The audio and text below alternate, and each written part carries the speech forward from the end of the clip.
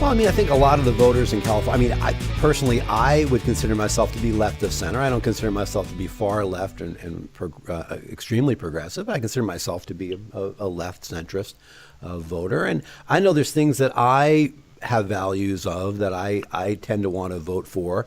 I think that, single payer healthcare makes a lot of sense. I think that, I believe that, ICE should be, not rounding people up and deporting them, people that aren't violent criminals. I think people should be given a chance to be citizens of the country. I believe that there should be breaks for people to go to college. A lot of these things, I don't believe that taxes, should necessarily come down for people that are wealthy. I mean, there's things that I believe that maybe aren't things that you believe. So convince me where I'm wrong on any of that. I'm not going to, because I believe you're right on most of those points. I'm all about looking at what we have currently and trying to refine what we have instead of trying to reinvent the wheel.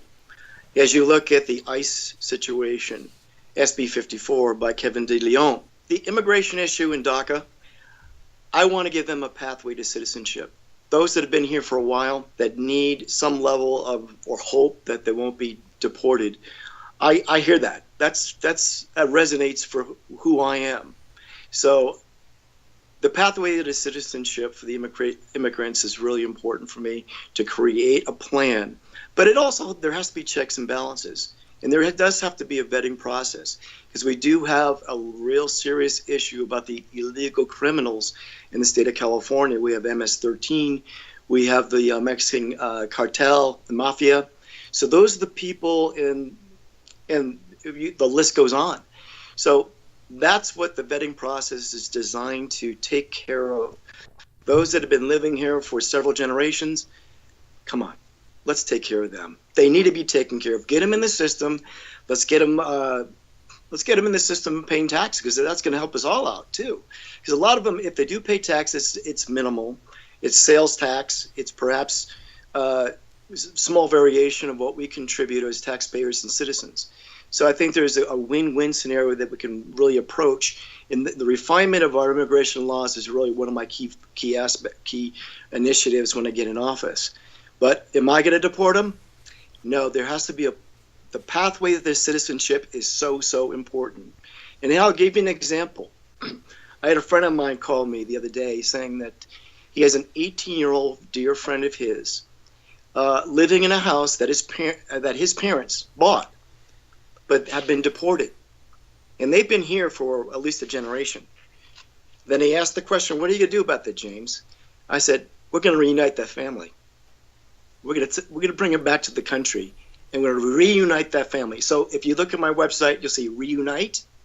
That's what it speaks to, is reuniting families regardless of immigration status. But if they are illegal, let's make them legal. Yeah, and it speaks to some things that are going on in some communities around here too. Grocery store clerks that have been and owned their grocery store for 30 years. A man was deported in a small town here, and the whole community is missing him, and actually the community is missing the tax revenue because it was the only grocery store in town. Let's bring him back. Yeah, and we have some other counties here that are struggling with true criminals, that aren't from another country, and they're being arrested and released in the same day because we just don't have the jail space. And one faced 3 arrests in one day. And I mean, do you think the federal government should be maybe helping out with that as opposed to taking away families? I guess is you nailed it. They should be focused on the criminal element, in my opinion.